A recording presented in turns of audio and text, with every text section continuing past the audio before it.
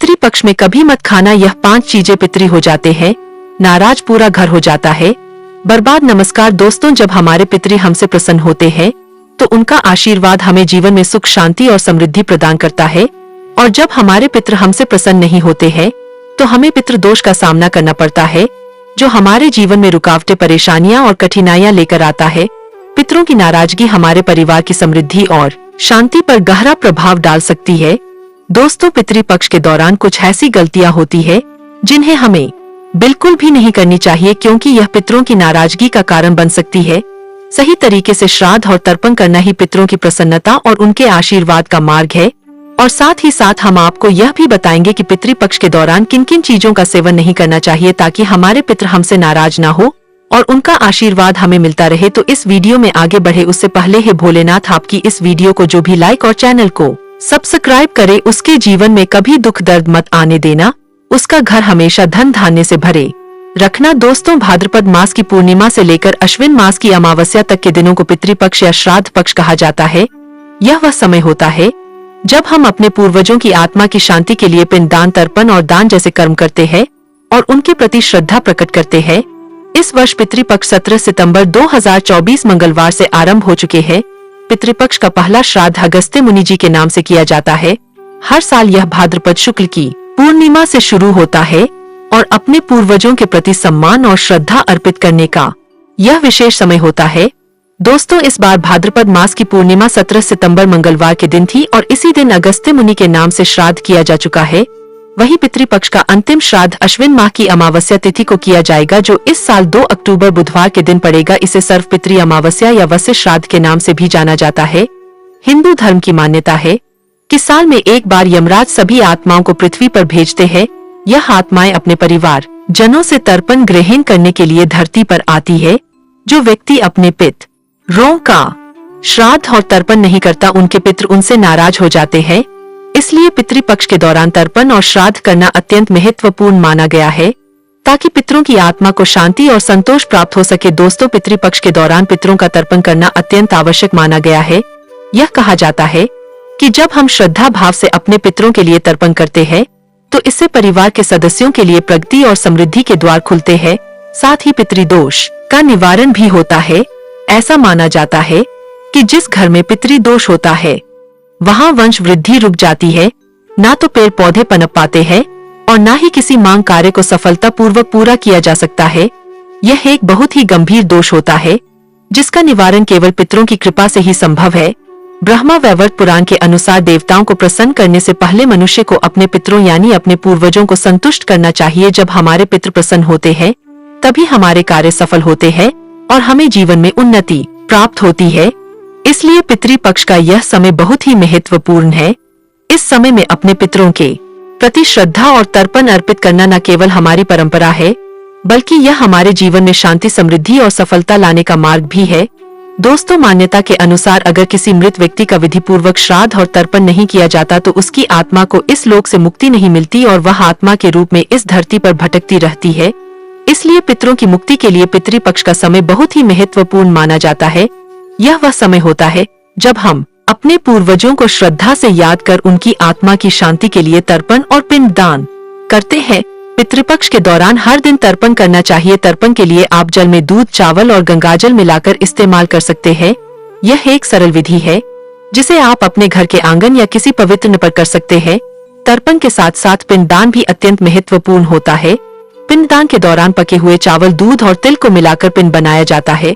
पिंड को शरीर का प्रतीक माना जाता है और यह पितरों की आत्मा के लिए किया जाने वाला एक प्रमुख कर्म है। इस दौरान कुछ विशेष नियमों का पालन करना चाहिए। उदाहरण के लिए पितृपक्ष के समय किसी भी तरह के शुभ कार्य नहीं किए जाते, विशेषकर नई पूजा अनुष्ठान या मां कार्यों से बचना चाहिए। हालांकि देवताओं की नित्य पूजा या कोई व्रत संकल्प पहले से किया हुआ हो तो उसे जारी रखा जा सकता है, लेकिन ध्यान रहे कोई नई पूजा या अनुष्ठान इस अवधि में नहीं किया जाना चाहिए क्योंकि यह समय पितरों के प्रति समर्पित होता है।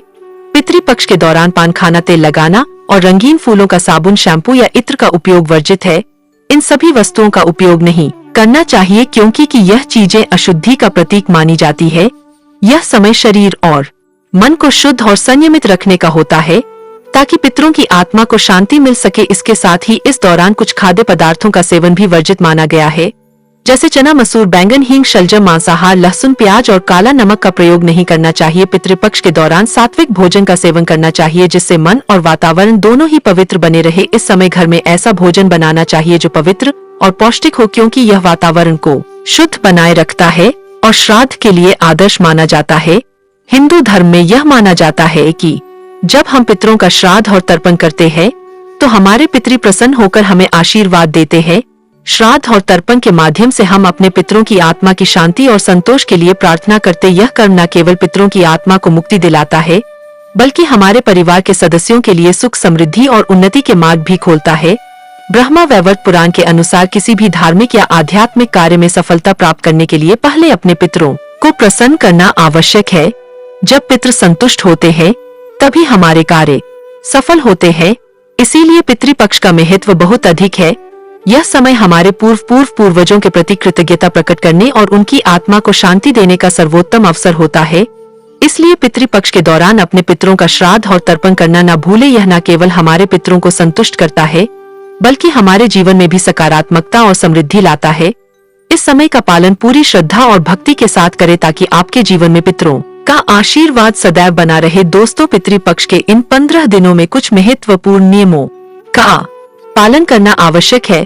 सबसे पहले इस दौरान किसी भी प्रकार के नशीले पदार्थों का सेवन नहीं करना चाहिए। साथ ही जो व्यक्ति श्राद्ध कर रहा है उसे इन 15 दिनों तक ब्रह्मचर्य का पालन करना चाहिए। इसके अलावा इस समय में किसी भी प्रकार के नए वस्त्र, आभूषण या कीमती सामान खरीदने से बचना चाहिए, क्योंकि यह समय पितरों के प्रति समर्पण और शांति का होता है।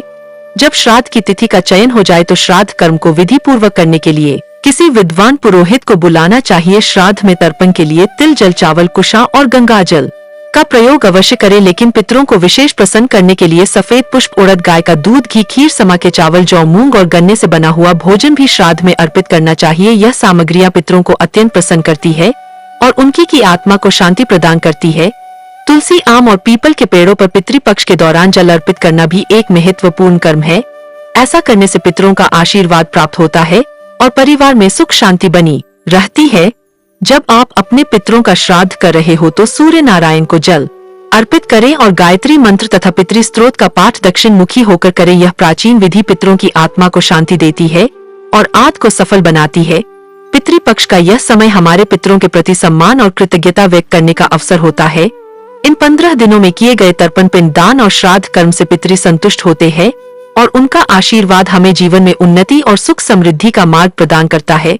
इसलिए पितृपक्ष के इन दिनों में नियमों का पालन करें और अपने पितरों का श्राद्ध पूरी श्रद्धा और समर्पण के साथ करें। की प्रसन्नता और आशीर्वाद से आपके जीवन में हमेशा शांति, समृद्धि और सफलता बनी रहेगी। दोस्तों, पितृपक्ष हिंदू धर्म में अत्यधिक महत्वपूर्ण समय होता है, क्योंकि यह वह समय है जब हम अपने पितरों यानी पूर्वजों को श्रद्धांजलि अर्पित करते हैं और उनकी आत्मा की शांति के लिए तर्पण और पिंड दान करते हैं।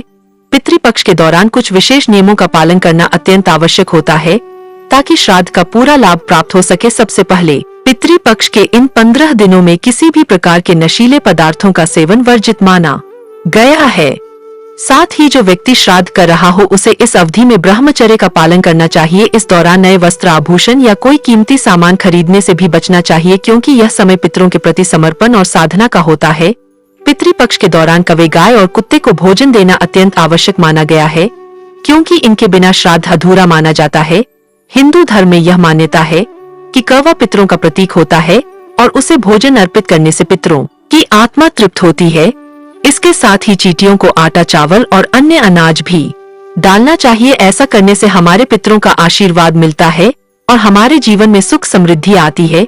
श्राद्ध के दौरान घर में सात्विक भोजन बनाना चाहिए और तौर पर उस भोजन का ध्यान रखना चाहिए जो आपके पितरों को प्रिय था। इस समय लहसुन और प्याज का उपयोग नहीं करना चाहिए, क्योंकि इसे अशुद्ध माना जाता है।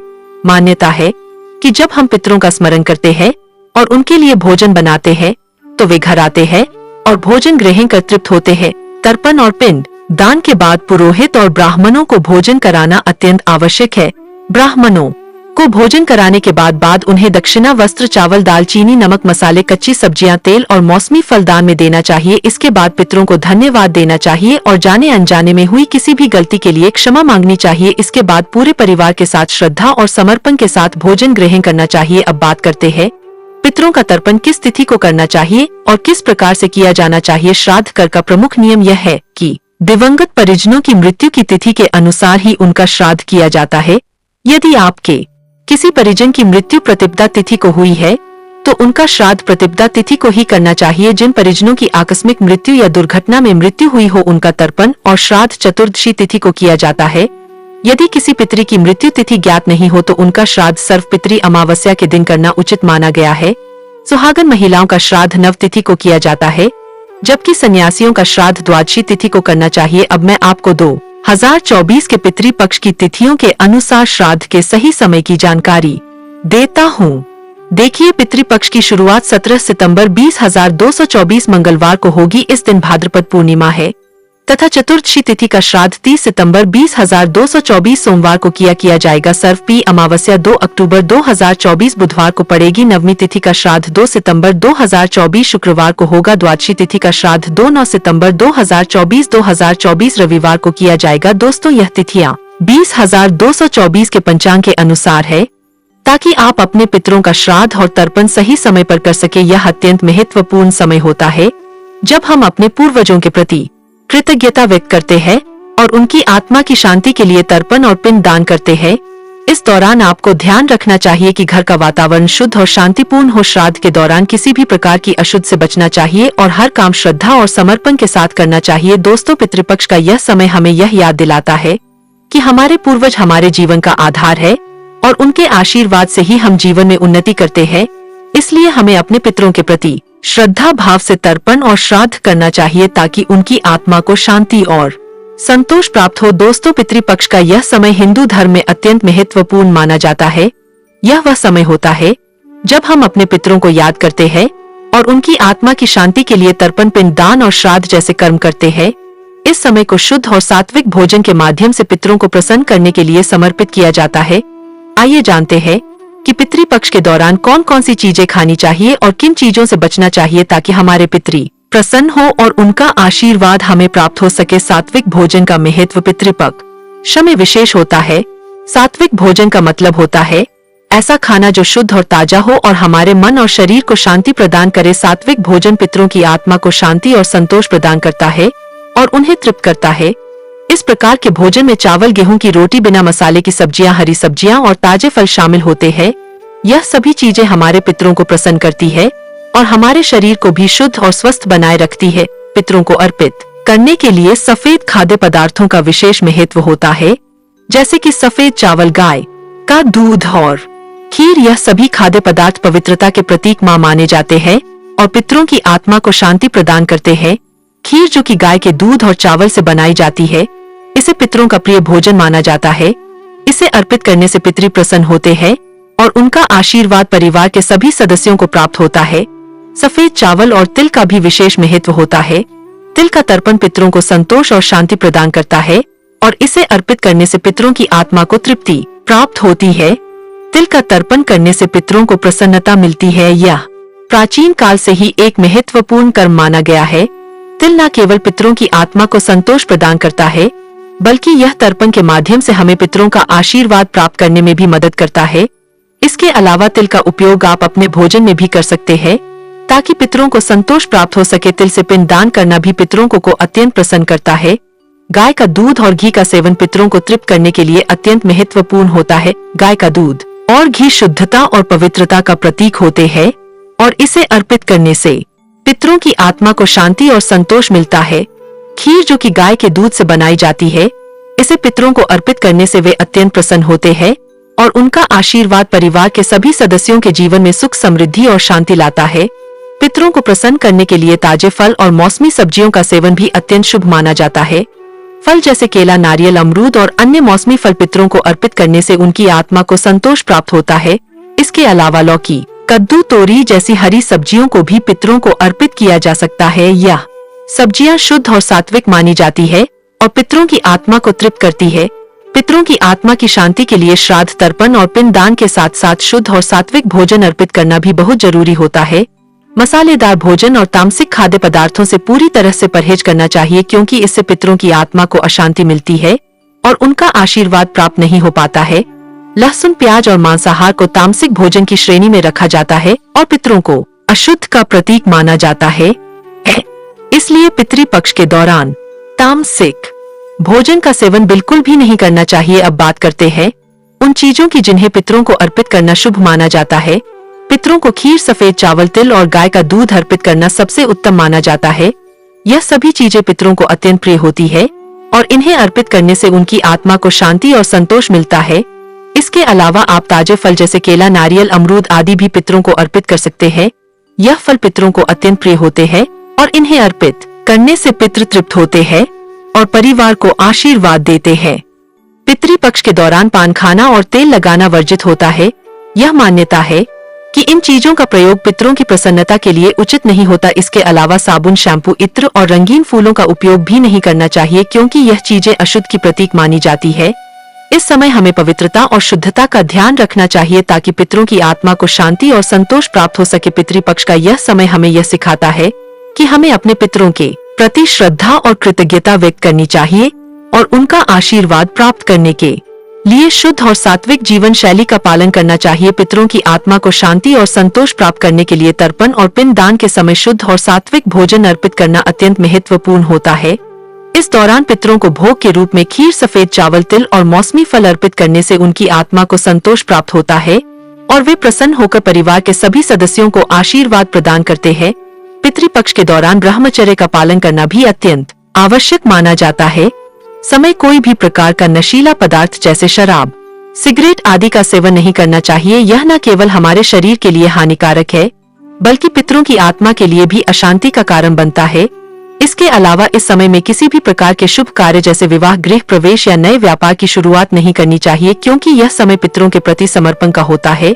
पितरों को प्रसन्न करने के लिए जो भी भोजन अर्पित किया जाता है उसे पूरी श्रद्धा और भक्ति के साथ अर्पित किया जाना चाहिए। भोजन को शुद्धता से बनाना चाहिए और इसे पवित्र भावना के साथ पितरों को अर्पित करना चाहिए। पितरों को भोग लगाने के बाद पुरोहितों और ब्राह्मणों को भी भोजन कराना चाहिए और उन्हें दान देना चाहिए ताकि पितरों की आत्मा को शांति मिल सके और उनका आशीर्वाद प्राप्त हो सके। श्राद्ध और तर्पण के बाद ब्राह्मण भोज का विशेष महत्व होता है। ब्राह्मणों को भोजन कराना और उन्हें वस्त्र दान करना अत्यंत शुभ माना जाता है। दान में आप उन्हें चावल, दाल, घी, तेल, कच्ची सब्जियां, फल और अन्य आवश्यक वस्तुएं दे सकते हैं। इसके अलावा ब्राह्मणों को दक्षिणा भी अवश्य देनी चाहिए ताकि पितरों की आत्मा को संतोष प्राप्त हो सके। इसके बाद पितरों को धन्यवाद देना और उनसे जाने अनजाने में हुई किसी गलती के लिए क्षमा मांगना भी अत्यंत महत्वपूर्ण होता है। यह हमारी परंपरा का हिस्सा है और इससे पितरों की आत्मा को शांति मिलती है।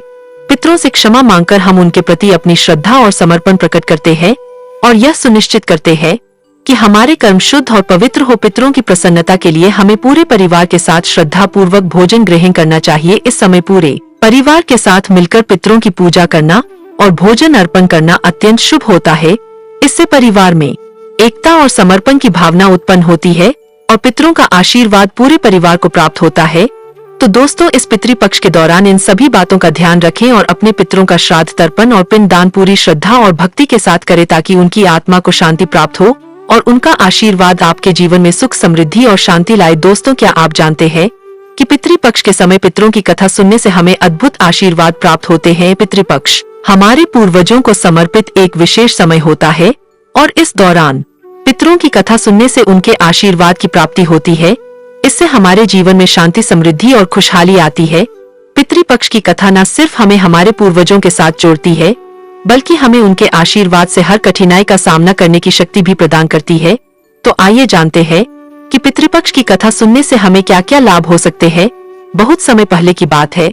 एक गांव में एक धर्मनिष्ठ ब्राह्मण रहते थे जिनका नाम करुणा शंकर था। करुणा शंकर अपनी ईमानदारी, निष्ठा और धार्मिक कर्मकांडों के लिए पूरे गांव में प्रसिद्ध थे। उनका विश्वास था कि उनके जीवन में जो भी सुख, शांति और समृद्धि है वह उनके पितरों के आशीर्वाद से ही है। इसीलिए करुणा शंकर हर साल पितृपक्ष के दौरान अपने पितरों के लिए विधि पूर्वक तर्पण और श्राद्ध करते थे। उनका मानना था कि उनके पितरों का आशीर्वाद ही उनके परिवार को समृद्ध और सुरक्षित रखता है। करुणा शंकर ने हमेशा अपने पितरों का स्मरण श्रद्धा और भक्ति के साथ किया। हर साल जब पिपक्ष आता, करुणा शंकर अपने घर को शुद्ध करते, पवित्र स्नान करते और विधि पूर्वक तर्पण और पिंड दान करते। उनके इस समर्पण के कारण उनके घर में हमेशा सुख, समृद्धि रहती थी। उनके खेतों में हरी भरी लहराती रहती थी और उनके परिवार के सभी सदस्य स्वस्थ और खुशहाल रहते थे। गांव के अन्य लोग भी करुणा शंकर की पूजा पाठ और तर्पण के लिए उनका सम्मान करते थे। लेकिन जैसे जैसे समय बीतता गया, करुणा शंकर के जीवन में धीरे धीरे कुछ अजीब सी घटनाएं होने लगी। उनके खेतों में फसलें सूखने लगी, परिवार के सदस्य बीमार रहने लगे और उनके घर की समृद्धि घटने लगी। यह सब अचानक हुआ और करुणा शंकर समझ में नहीं आया कि यह सब क्यों हो रहा है।